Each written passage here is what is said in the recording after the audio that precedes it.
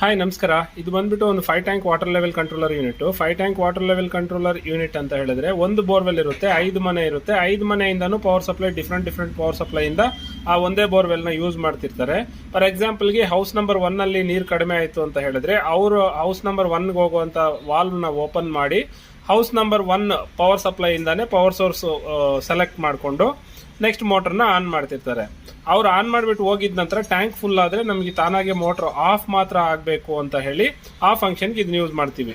ಅಂದ್ರೆ ಯಾವ tank full ಆದ್ರೂ ಕೂಡ ಮೋಟರ್ನ ಆಫ್ ಮಾಡುತ್ತೆ. ಮಿಕ್ಕಿದ ಕೆಲಸ ಎಲ್ಲ ನಾವೇ ಮಾಡ್ಕೋಬೇಕಾಗುತ್ತೆ. Semi automatic water level controller for 5 tanks and 5 power supplies. ಈ ರೀತಿ ಯೂಸ್ ಮಾಡುವಂತ ಜಾಗದಲ್ಲಿ ಇದನ್ನ ಯೂಸ್ ಮಾಡಬಹುದು. ಇದರಲ್ಲಿ ನಾವು 1 ಟ್ಯಾಂಕ್ ಇಂದ 10 ಟ್ಯಾಂಕ್ ವರೆಗೂ ನಾವು ಟ್ಯಾಂಕ್ಸ್ ನ ಸೆಲೆಕ್ಟ್ ಮಾಡ್ಕೊಳ್ಳೋ ಅವಶ್ಯಕತೆ ಇರುತ್ತೆ.